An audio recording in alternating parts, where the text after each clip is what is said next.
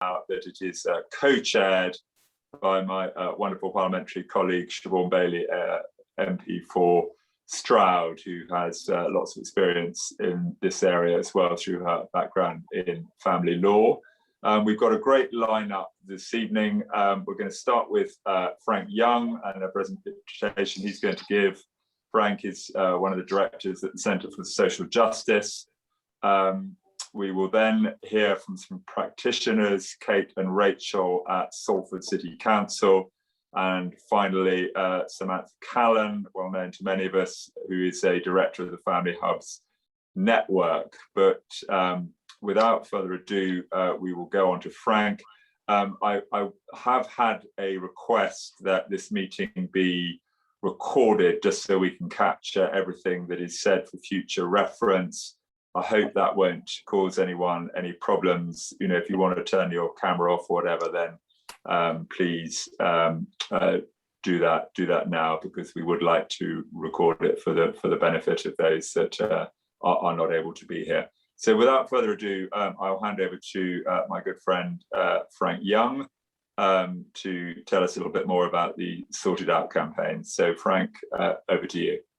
Well, thank you very much indeed. And firstly, I think I ought to wish everybody a happy marriage week, of course, and a very appropriate meeting for National Marriage Week. I hope you can all see my screen. I'm sharing it on co-host, so I promise I won't bore with hundreds of slides, but I wanted to provide a bit of background on the Sort It Out campaign that was supported and launched by an alliance, really, of family and relationship support organisations, and ably launched by this very APPG in winter of last year. In simple terms, the Sort It Out campaign, which has a nifty hashtag for social media sharing, has a simple plea, really, and that is to make a call to the government for greater investment in reducing parental conflict and improving family support. And in particular, I was asked to lead or convene, really, a subgroup of the campaign, looking at family hubs and what more we can do to encourage the government to build on its manifesto commitment to champion family hubs. So I ought to pay a particular thanks to the members of that subgroup who did all the hard work, really. I just typed away as they shared their expertise with me. We had Andrea Taylor-Cummings from Soulmates Academy, Jane Roby from the National Family Mediation, Claire Field and Cam Core from the Parenting Apart programme, and we were supported by Richard, our very own Richard, from Tavistock Relationships. We were one of a number of subgroups looking at a particular theme within family support. And this work particularly fits into the government's manifesto commitment and outlines a vision, really, for family hubs. I was challenged, I suppose, during our discussions to take a step back and develop and express a grand vision, if you like, for family hubs. And I think we, as a group, through our deliberations, settled on what I think is a radical vision for a universal family support service delivered through a national network of family hubs. So family hubs would build on a wider long-term vision for universal family support, where mothers and fathers, of course, and families of all sorts can access the early help and support they need to build stronger families. I think for those of us in the Family Hub subgroup, the the universal family support service would mirror the provision in health and education that we as a country now sort of take for granted. I think it occurred to us, the penny sort of dropped during our discussions, that if you roll back 100 or so years, the idea of a national health service, a national education or state education provision was not necessarily a settled thing or an accepted part of our political and social makeup. And we, I think, wanted to express a vision that in time, and hopefully not 100 years' time, that a universal family support could be as normal in our political conversation, in our national makeup, as a national health service and state education is today. So there was a challenge, I think, to express, and I am conscious I'm speaking to an august virtual room of experts here. So we were challenged during the process to outline what we felt family hubs were for, and to provide a sort of codification for family hubs. And we settled on this idea, a sort of an elevated pitch, that family hubs essentially provide a single early help front door for families and children aged 0 and a bit before 0 to 19 throughout childhood and adolescence and beyond for certain groups, and that family hubs should be accessible for all families. They are inclusive, not exclusive. And in fact, as my good friend Samantha never tires of reminding me, family hubs are not at all a new concept. The idea of a family centre was outlined in law in the 1989 Children Act, which required local authorities to establish family centres. There are an estimated 150 family hubs of different sorts and types across the UK, and I would stress that this is, as I'm sure others will outline after me, this is an estimate, and in particular there are no agreed outcome standards for these hubs, which makes defining what a family hub is and should do particularly difficult. So early help should not all be confused with early years. Early years and early help. Family hubs are not just restricted to early years support for new mothers and fathers. Successful hubs, we felt, should provide early help for families of all ages, and it's important to emphasise all types, alongside that crucial early years provision for the critical first 1,000 days.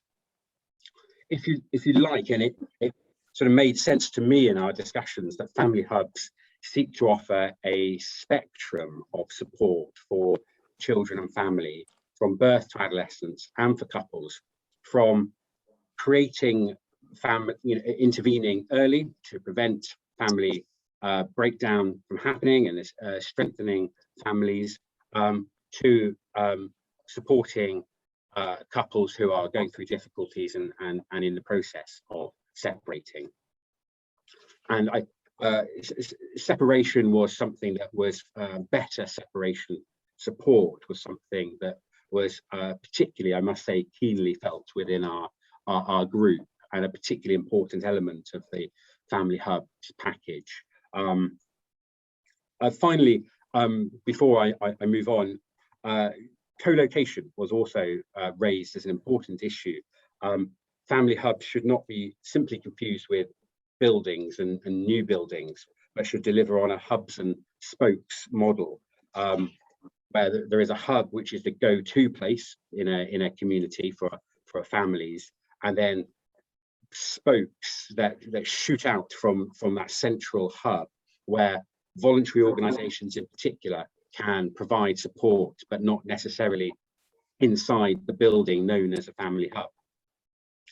This, of course, being 2021, and all of us here on this call being terribly modern, and with it, we shouldn't forget the online and digital now. And this was something that Andrea Leadsom was particularly keen to emphasise in her recent early years review. And our subgroup was keen to build on the recommendations from the Manifesto for Strengthening Families, launched a few years ago, where complementing a rollout of a national family hub network should be an online family hub that parents can access for guidance and advice, linking up to a physical network. And this could also extend, I mean, you could be quite imaginative, this could also extend to phone apps too. And this is something when I was looking at researching fatherhood in the early years, there are a plethora of phone apps now that you can sign up to that will use geolocation technology to link you with other people going through similar experiences. So we had a vision for an online family hub that would have the authority, say, of the National Health Service website, and that credibility, which is often lacking on online at times, to complement the in a local family hub.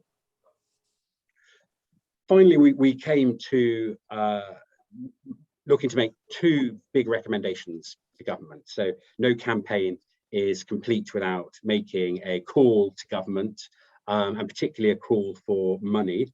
And we are no different in doing that. So our group has made two recommendations, two asks of government. The first is for a family support transformation fund.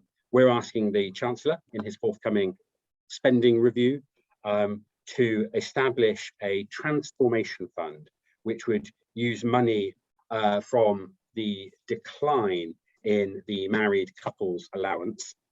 That's the sort of lesser known version of the more famous Cameron married tax allowance, which is now rapidly declining.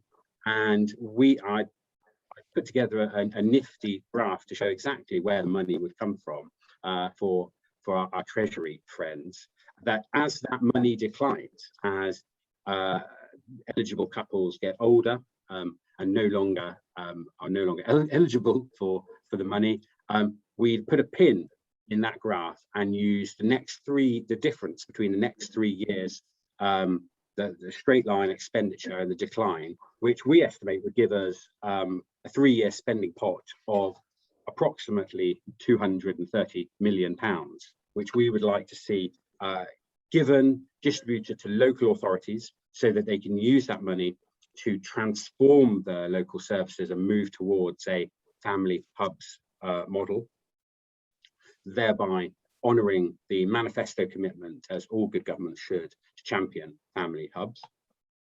And our second recommendation to government was inspired, actually, I think, by conversations with ministers and members of this APPG, that in the long term, the government will need to develop a funding stream for family support to ensure the provision of services within the hubs that we are imagining. This is a train and tracks approach where the family hubs are the trains and the funding of localized provision represents the train going along those tracks. That's a good way for somebody like me to imagine this funding. The government, we're asking the government to conduct a review of commissioned services, particularly I think in things like public health, which could be delivered within a national framework, national network of family hubs. Commissioning should therefore take into account family hubs and require commissioning decisions to evidence exactly how they are working through and working with family hubs using that hubs and spokes model. And this review, we hope, would provide a long-term funding settlement for a network of family hubs. So that, I think, in a sort of rapid way, is sort of a summary of the work that we've done on family hubs and want to present to government as part of this this campaign to really make the case for family support. So thank you, Andrew and colleagues. Frank, thank you very much indeed for that. That's a great overview of what we're seeking to do. And now from the high level national, I'm delighted that we go to the sort of practical implementation at local authority level. And we now have Kate Berry and Rachel Sheard, who are early help locality managers at Salford City Council. And they're going to talk about their experience of workforce training delivery of relationship support through family hubs in Salford. So Kate and Rachel, you're very welcome indeed. Thank you for joining us. And over to you, please. Yeah, we've got someone sharing the slides, I believe, which don't we? They're coming, they're here. Excellent. So we've actually got our Assistant Director, Rebecca Bibby, with us today to talk about family hubs in Salford. So thank you very much for inviting us. So the first slide is already on, so that's all our names that are there. So I'll hand over to Becky for the next slide to give a bit of context about where we're at with regards to our Salford family hubs. Hi, thank you, Andrew. Yeah, so I'm Becky Bibby. I'm the Assistant Director for Early Help and School Readiness in Salford City Council. So I'm just going to give a bit of an overview of the context of where we've got to and how we've got to where we are. So we restructured what was our existing family support offer and children's centre and youth service offer back in 2017/18, and we realigned them services to bring them together into what we were calling our integrated early help offer.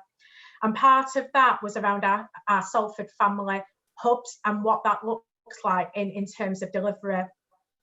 So when we looked at the restructure and the redesign of the services, we actually used Troubled Families money to support that transformation of that and to start to looking at how we redesignated what was our existing children's centres in a much more wider remit. And as Frank said before, to really look at that kind of remit, not just within early years, but what does that look like across that older life scale as well. So our hubs deliver services to children, young people and families. It's preconception up to the age of 25, and we've got a range of kind of expertise delivering services from them family hubs. So it is a partnership approach. We do have an internal early help service, but it is very much delivered on a partnership model. So we have 4 localities within Salford, and each locality has a designated family hub. But as we said before, that designated family hub is where parents, families, communities come in and use that, but actually we have that spoke model as well. So we deliver services from an outreach perspective in community centres, schools, youth centres, libraries, any kind of places where we know families will go and need service delivery. So we do have co-location in our family hubs, but for us, the co-location was important, but what was more important was what that co-location was about. Because previously we did build on our children's centre model, but some of our children's centre model was around co-location, but actually not integrated delivery. So we worked really hard to look at, actually, it's got to be more than just co-location. How do we look to integrate delivery with our partners? So we have specific pathways in place that absolutely deliver what we would say true integrated delivery services. So antenatal, postnatal, our Salford Relationship Matters, which is our family parental conflict offer, parenting support. It is multi-agency delivered. And we even deliver services with our community safety officers, our police, housing and schools. Each of our family hubs has a designated schools coordinator, and that schools coordinator is the link then back into the cluster of schools in that locality. So we're able to do that wide wraparound early help across the system in a neighbourhood. And we also have designated senior early help practitioners who are our leads with GPs. So we connect as much as we can to them universal services. So we've got joint delivery pathways into the family hubs or into delivering services in that particular location.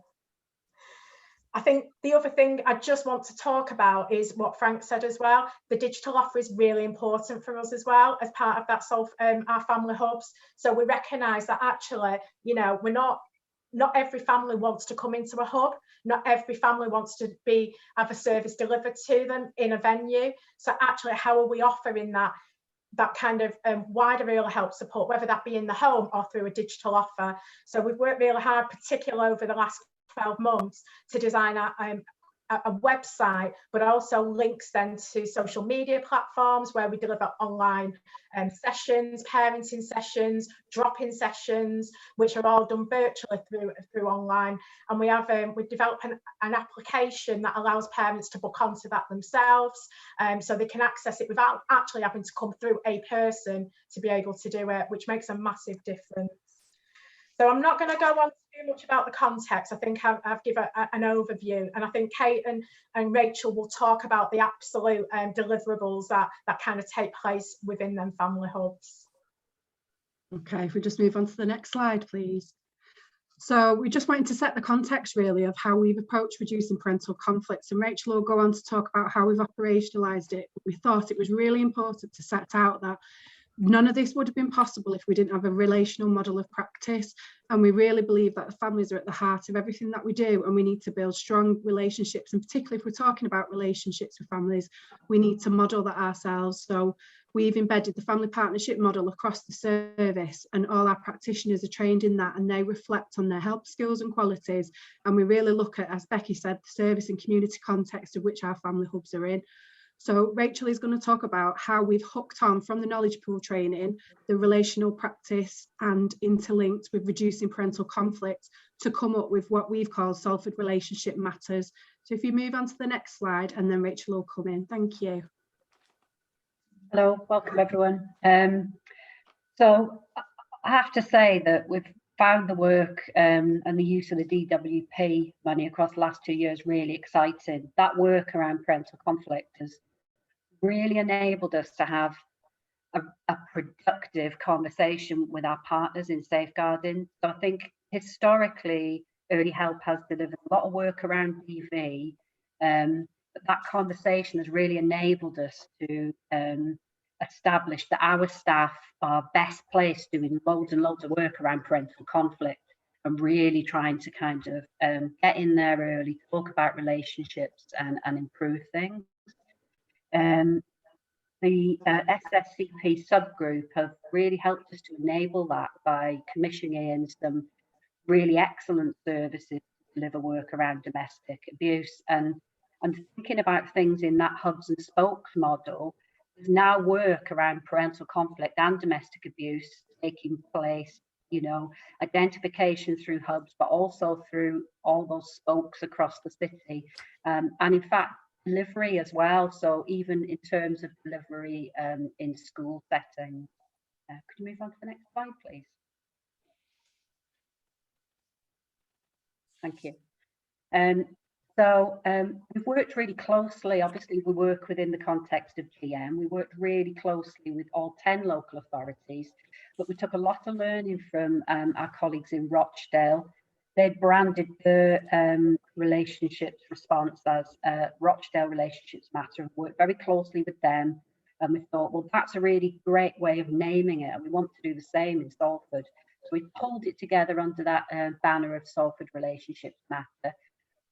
And what we've kind of done is refine our offer. And as you can see, parental conflict is there, very much getting our staff to identify early and do the work early, but also knowing when to, you know, kind of refer on to those more specialist services, because it's very important that we don't lose sight of that, and that sometimes specialist response is the best response. But we've also kept parts of the offer that we already had. So we do work around family conflict. So when we've managed to, you know, reduce some of that parental conflict, if there's still conflict in terms of family and children within that family in conflict with each other or parents, then we can work around that. We kept a tiny little bit of domestic abuse work, which is very much geared towards a survivor intervention. And we continue to do work via the family hub alongside parents and children around responding to early signs of inappropriate sexualized behavior, really tackling relationships across the piece, really. Could you move on the slide, please? The approach we've taken is very much to try and get that message across to our staff that every contact counts, whether that's in the family hub or it's, you know, via our MASH or kind of out in the school where someone's coming along. Very much thinking about, with a contact with the family, and when we started to talk about their strengths and their needs, we're very much thinking relationship.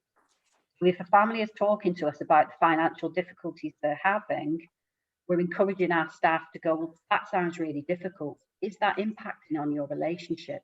So taking that very simple approach, really, to get to the hub of the matter, and really recognising that doing work with anyone to learn how to argue better is worth doing, and even a very small amount of intervention can have a big impact in terms of a family and child's outcomes later down the line. Thank you. If you could move on, please. So we haven't done this completely in isolation. We're really lucky in Salford that we've got those 10 authorities. We come together regularly. We've come together around this work. Pulled at some of our DWP money, and we commissioned Kate Nichol, that some of you probably have heard of, pulled together for us a Greater Manchester toolkit. So once we really kind of understood that parental conflict is an issue for a family, what we're asking is that our workers then use the relationship toolkit to understand that issue in greater detail, and then to really support that family, and in particular, the individual members of that partnership, think about skills they can start to practice to try and argue better going forward. And we continue to meet with our colleagues in DM to evaluate how that's going, and to just make it as good as we possibly can, really, and to learn from each other. Thank you.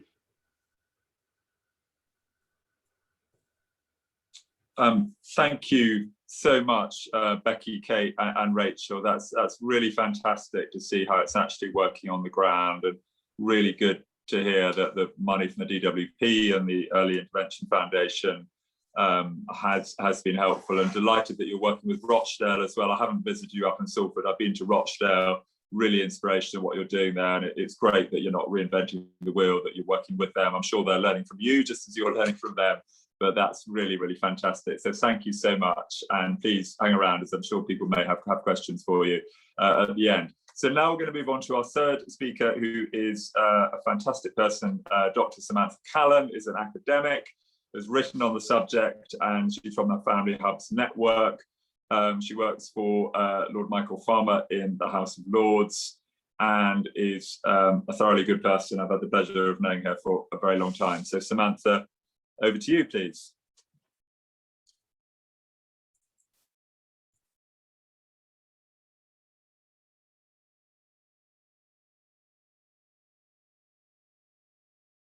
Samantha, I think you're on. All right, you're just. It's all right. Mute. I'm just yeah.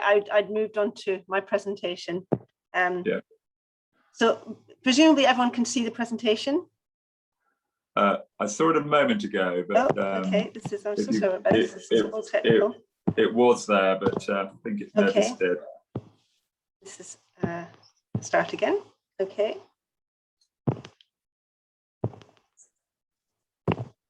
Okay. Are we there? Can you see it now? Fantastic. We've got it. Brilliant. Wonderful. Well, partly to lighten the proceedings at this, as a third speaker, but also to illustrate why it's even more important in what are still very weird times, that there is somewhere to go where parents can get help to deal with the pain around separation. I hope nobody's offended by this picture. I am a bit of a political cartoon buff, but obviously some relationships have absolutely flourished in lockdown. Some people have had more time. They've not been in that kind of time famine, but statistics do suggest that more parental relationships may actually be ending badly. And where children are involved, this can put enormous strain on the courts and ancillary services. So, for example, CAFCAS, who, as people know, will come involved if parents are separating and they can't agree on what's best for their child, have received 4,659 new private law cases in March 2021. And that is about 40% more than the same period in 2020. And these cases involved almost 30% more children than in March 2020.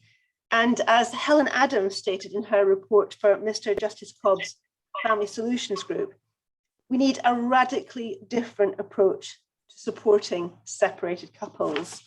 And I and many others have been calling for this since the mid-noughties, partly in response to what we were learning from Australian family relationship centres, but also as part of a wider Family Hubs narrative. And I can see David Hodgson on the call, which is lovely. And we worked together in 2008 on the CSJ's Family Law Review that really emphasised new ways to tackle, help parents cope with the conflict around separation. Now, I've been specifically asked to bring the perspective of the Family Hubs network to this more narrow issue of separation and support, but the bigger picture of Family Hubs. And I really appreciate hearing from Salford. It's great to hear from Frank too, but I'm going to talk about what the Family Hubs network's perspective is on all of this, what we do, why we set up the network, and what else beyond that kind of local authority early help could we use Family Hubs for. Frank and the women from Salford have done a fantastic job trailering this, but I want to add even more to this because I want to talk about the bigger policy landscape, the role Family Hubs play in what has been termed a family policy that is fit for the 2020s. Some people may recognise that quote. I will come back to it. So what does the Family Hubs network do? And why did we set it up? So here's our lovely homepage. Please do visit. You'll find it very easily.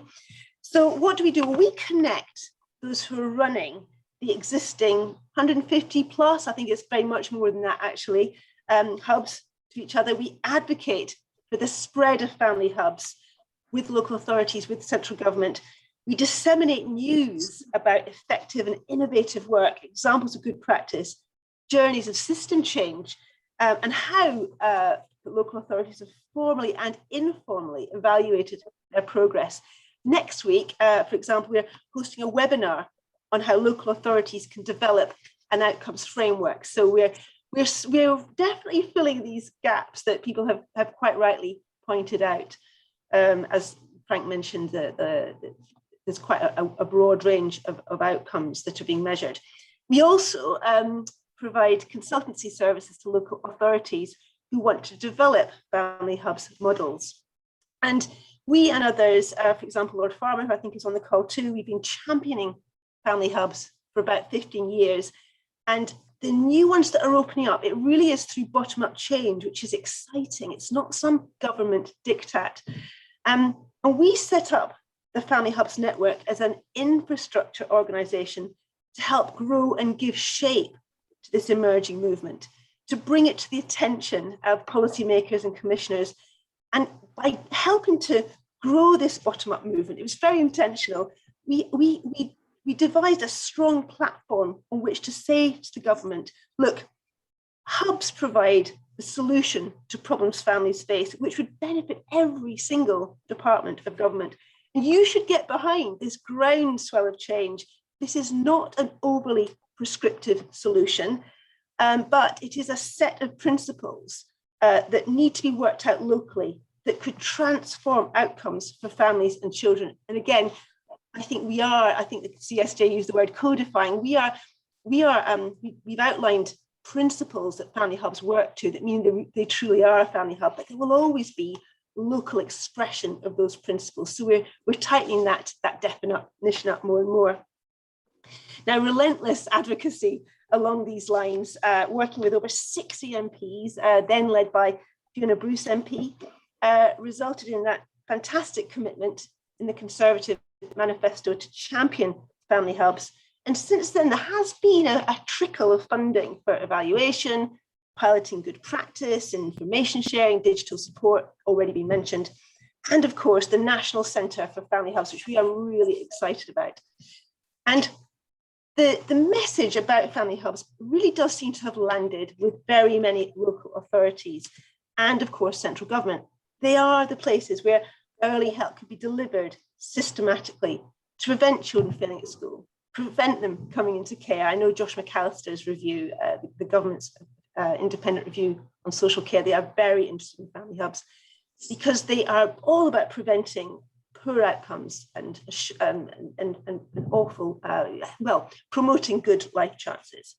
However, we have been very keen to highlight what else beyond kind of early help, in inverted commas, could we use family hubs for? And this takes me on to that wider policy perspective and relates closely to what the Lord Chancellor said at the third reading of the Divorce, Dissolution and Separation Bill, which removed fault from divorce petitions.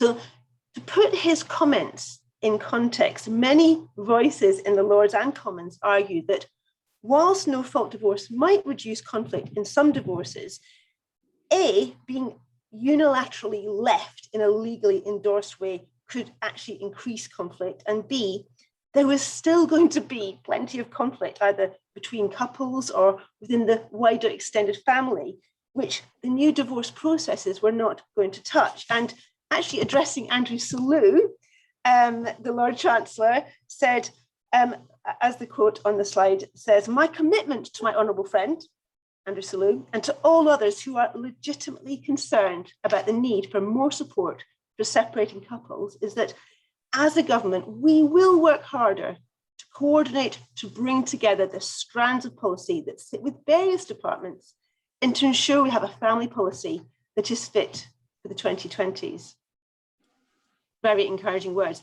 Now, as an aside, a friend of mine worked in Number 10 as a previous Prime Minister's family policy advisor, and I'm not going to name the Prime Minister, but he told me that there was a recognition in that Prime Minister that something ambitious was required. And the Prime Minister said, "You keep telling me what a big problem family breakdown, family dysfunction is, but all the ideas on the table are like prescribing aspirin to tackle a pandemic." Pretty prescient words. This was a while ago. Now, the irony was that there were big ideas out there, but they were constantly shot down, which is rather frustrating for people like me that were trying to put out big ideas. And they were shot down because of 4 C's. They contravened localism, in other words, told local councils what to do. They cost too much money. They required too much coordination of different government departments, as if that were a bad thing. Anyway, or they were potentially very controversial. For example, the big idea of family hubs risked the charge that too many Sure Start centres had been allowed to close. And that was the very accusation levelled at Andrea Leadsom when she made family hubs the centrepiece of her early years healthy development review. So just a little insight into this constant tug of war between big ideas, which this is, and the little tweaky things governments perhaps feel a little bit more comfortable about proposing. And obviously we are very much in favour of the big idea. And just to kind of come into land and explain this challenge in the wider policy landscape is to embed the importance of strengthening families and the multifaceted role family hubs could play in that in every department of government. If they're not embedded, they could just be wiped away so easily.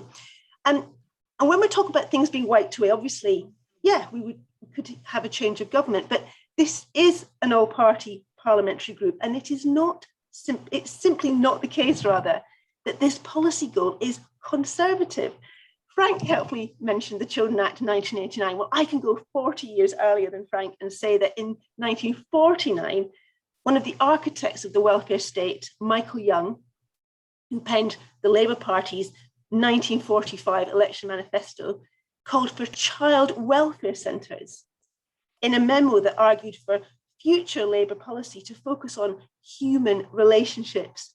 This was to fulfil Beveridge's principle of the preservation of parental responsibility and to deal with the effect on children of the high post-war levels of family breakdown. Again, there's interesting parallels for today.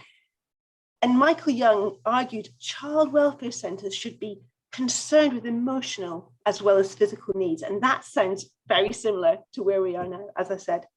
So that relational turn, if you like, that is in central government policy, that Michael Young was calling for in central government policy, it is actually somewhat discernible. And I'll give a couple of examples in a minute, but there's still a long way to go.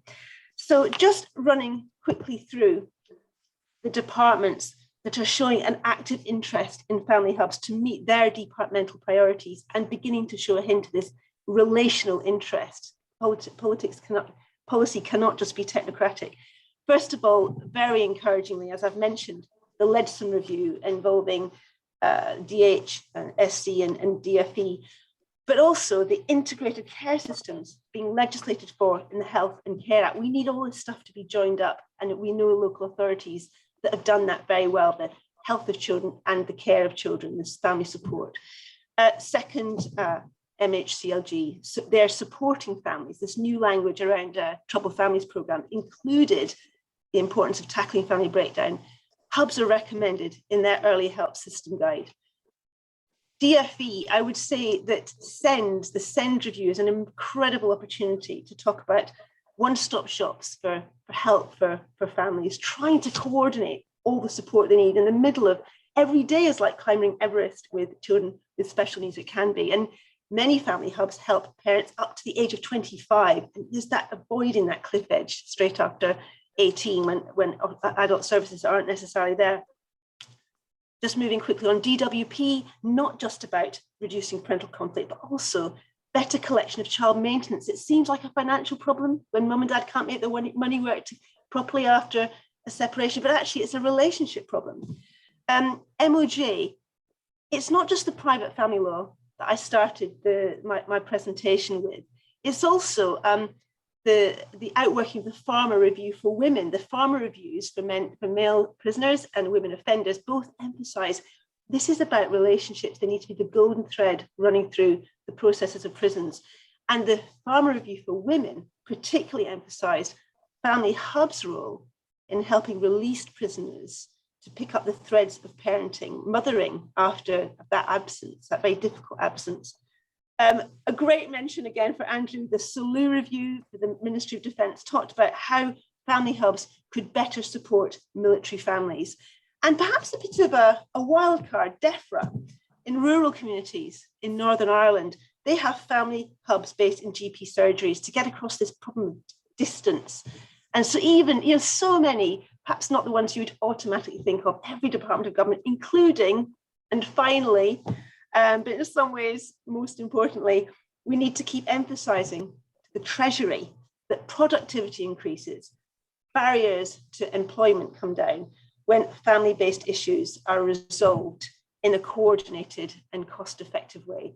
This isn't just about being kind and good to families. This is about balancing the books, and that's going to be even more important as we go forward. So thank you very much for that. Samantha, that was brilliant. Thank you so much. That was absolutely fantastic. And as always, we've never got enough time for questions, unfortunately. These things are just so important, and all of us, still get them wrong. Just a little shout out for the Taylor Cummings. One of their sayings is connect before you correct. I've been married nearly 28 years, and yet I still am, have been known to occasionally sort of raise issues that my wife's got wrong before I've sort of emotionally checked in with her.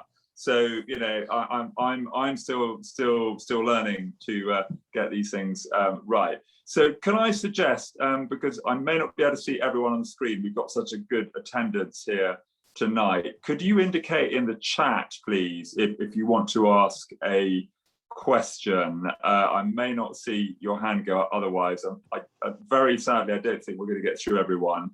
But if you could go onto the chat now and just indicate if you'd like to ask a question.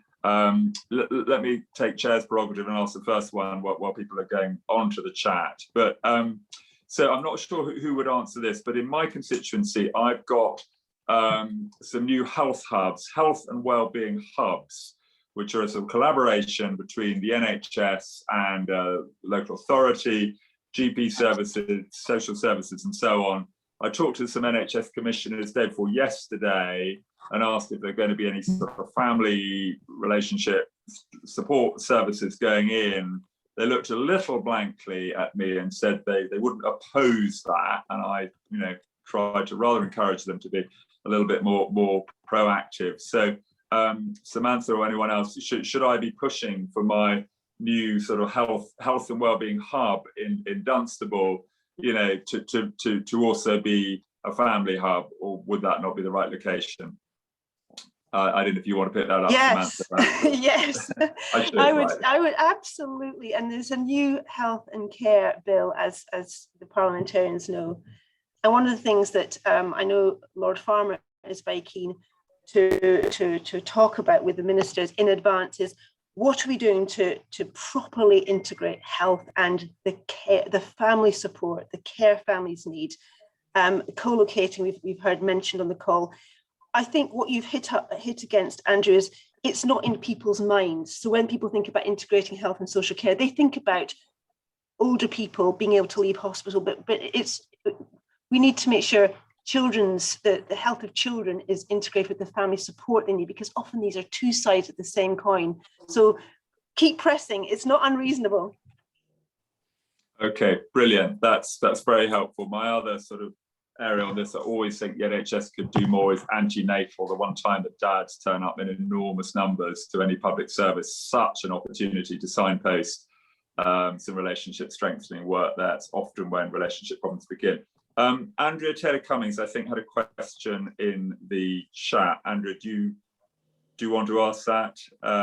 Yep, thanks, Andrew. It's picking up on the point you've just said. What else can we do proactively to equip people with the relationship skills to address what we know are predictable, common conflict issues that they'll face, so that they do relationships better? And a specific question I had was to Salford and is it Rochdale in particular, if this is something that they've included in their approach so far, being proactive about equipping people with good relationship skills up front. Should I come in on that, Andrew? Please, Becky. Yes, thank you. If that's you, yeah. Sorry, I can't. So I think that's a really good point, and that's where we're up. So we're at a point now where our launch of this is absolutely going to be at a partnership level, and what we're looking at now is where the key points to kind of really start to have these conversations. So we recognise, new babies being born. So how do we equip registrars to start having normalised conversations with families at that earliest opportunity? We know debt and debt arrears and council tax arrears is another significant point. So we work very closely with our customer services who manage our council tax and our customer gateways where families go in to pay council tax. So they start to have them normalised conversations at the earliest opportunity. And things like, when you register in deaths as well, it's them key trigger points where, it's normalising them at them really key trigger points. And I think, as you said before, the dads and the males is a real significant point for us. And we're lucky because our youth service is part of our early help system. So how do we then support some of our youth services to deliver dad's work at the earliest opportunities, linking in with our 1001 Days strategy and our parent infant mental health pathway? Brilliant. Thank you so much, Becky. So questions. Professor Jan Walker, after that I call Patrick Myers, after that Jennifer Gibbon-Lynch. So Professor Jan Walker, over to you, Jan. Thank you very much, Andrew, and thank you everyone for some fascinating presentations. First thing to say is that I'll be following up with all of you as we get on with the Commission on Families and Households. So you can all expect a call to say we want to take evidence. But my question really is about brilliant that the family hubs are really focusing on families with children at various stages. My question really is, where do couples go where they don't have children? Are they still welcome in the family hubs for relationship support, for, you know, that kind of help? And families for who've got grown-up children and, you know, much older, then they don't see themselves as parenting as such. So I'm interested to know, where do non-active parents go? Who wants to answer that? Very good question, Jan. Samantha, I'll dive in, and then the local authorities, please, Salford, please do come in. I think at this, I think it's constant evolution. And I was in a meeting with somebody earlier today, and they said, if you've got a child in tow, you can come into a family hub. And I winced a bit, because I thought, especially with couples, if you separate when your children are adults, that can be the most devastating thing to them and their children. This idea that there's only harm if children are involved, I think it's not true, frankly. Now we are in a kind of time of scarcity. There's always scarcity in public services, but I think we need to get to the point where we value relationships so much that we aren't just pegging everything to, do you have children in tow? So whatever local authorities are doing now, my encouragement would be to think broader, because it's the extended family, that mum and dad with older children, our grandparents. And if your grandparents split up, there could be all sorts of conflict going on and bad feeling in the family. So it's aspirational, but yes, I don't think we can be that restricted. Brilliant, thank you, Samantha. So go next to Patrick Myers from the Department for Work and Pensions. Hi, thank you, Andrew. Delighted to be here as well. I think we need to be fairly innovative around family hubs.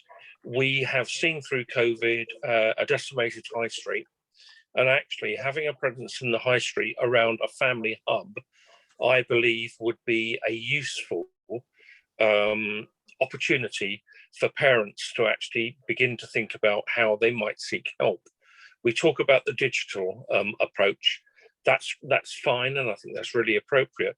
But actually using vacant shops in the high street to act as a doorway to family hubs, I think would be really, really positive. Great, thank you, Patrick. That's a really good comment. There used to be something called Meanwhile Space when we had lots of empty shops a few years ago. I don't know if that's still current, but definitely something to follow up with the local authorities. Jennifer Gibbon-Lynch, did you have a question? Yes, you did. Brilliant. Thanks. Over to you. Thank you, Andrew. Yeah, I just wanted to kind of inquire and ask about what specific services and provisions are planned for in terms of each family hub, specific for children and young people, because, you know, obviously it's predominantly aimed at parents, but I'm just wondering how children and young people can reach out themselves to access support through the hubs. Vienna, is that one for you?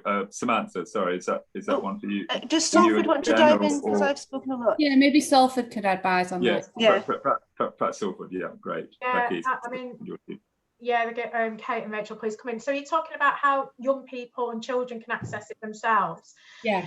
So I think that's where it's not just about the kind of family hub as the building. So having a youth service as well, we have what we call a detached youth service. So we mobilise that detached youth service as well to kind of go to where young people are. So young people will tell us where they want us to come. So, you know, we have schools who'll come in and use the family hubs with groups of children. We have voluntary sector who'll come in and run particular services. But I think, you know, it's about the outreach buildings for us as well. So, you know, we do have youth centres, we have the detached team, but it's about them designing it. And I think that's where we are a bit more around that co-design now. So we're doing a big piece of work with young people and children and families around co-design, because there is a big stigma, because we rebranded what was some of our old designated children's centres, getting out of that mindset into this new kind of family hub arena it has been a challenge for us, and that's why we're doing a real kind of locality neighbourhood co-design in each of the 4 localities about what is it they want to see and where do they need them services or staff delivering from. I don't know if that answers your question, Jennifer. Yeah, thank you. That's very helpful. Thank you very much. Michael Lukowitz, forgive me if I've mispronounced your name, but I think you had a question in the chat about early intervention. Michael, if you're still with us. Hello, yes, I am. Thank you. We've had a lot of thoughts about early intervention, and in particular, we think that it would be really, really helpful to get people to have separating parent information program type support before their first hearing, ideally before they make an application to court. But if they make an application to court, to then be able to go on such a course before their first FEDRA hearing. It's kind of, you know, by the time that CAFCAS or court suggests that people might benefit from a separated parent information program, a SPIP, it's often 6, 7, 8, 9, 10 months down the line. Positions are very entrenched, and so we need a way in. And so if we can't get to them before they make their application, the period of 12, 16 or whatever weeks between the application and the first hearing should be an opportunity to steer them away from conflict, to learn how their own behaviour might be affecting the shape of their family dispute, potentially to resolve things still through mediation, and potentially then to vacate the hearing in court if that's at all possible at that stage. Or if not, then they will be in a much better position anyway to support their children. The point about hubs, I think, is kind of, I think some people in the chat are talking about similarly, which is how do you get to people early enough? So, you know, whilst there's various suggestions, they're not necessarily the places people are looking currently. You know, their automatic reaction is to go to an organisation like us, or to one of the women's support organisations, or to make an application to court, because that's what people assume is what they should be doing. So it feels like probably where you'd get the majority and the most intervention effect would be if you were able to do it, that as soon as somebody makes an application, they get on a SPIP. It's only a £90 course if you're paying for it. It's free if the court orders it, which is actually a fraction of what you'll spend on mediation, a fraction of what you'll spend on family court proceedings. Currently, the government is offering £500 towards mediation to alleviate the pressures caused by COVID, but one wonders whether £90 on a SPIP might not go a lot better further. Thank you very much for that, Michael. I know that's an issue that my co-chair, Siobhan Bailey, who I saw nodding vigorously while you were talking, who has more expertise in this area than I do, would probably be very keen to work with you on and take forward within Parliament, because I know Siobhan's passion in this area and the work she's done. We've probably just got time for one more question, just looking at the time in the formal session. So to Teresa Levy, I think you just indicated in the chat you wanted to ask a question, Teresa. So over to you, Teresa, please. Thank you, colleagues, and thank you for a fantastic presentation this evening. Really, really welcome. I think my point is more about how do we mainstream families into asking for support and help as much as they go to their dentist or their GP for vaccination. How do we make sure we get to the space where actually we can quickly say to families in a public comms campaign? I think it's as important to ask for help quickly when you're in this, particularly in a relationship breakdown space. Don't leave it too long, and to see it more as a public health preventative activity. So I think it's absolutely right that we look at everything at a local level in terms of our hubs, and there's lots of exciting opportunity there. But I think we need a national conversation which is around, it's as important to take care of your relationship as your teeth. Teresa, that is just such Teresa, that is just such wisdom. I seem to have an echo,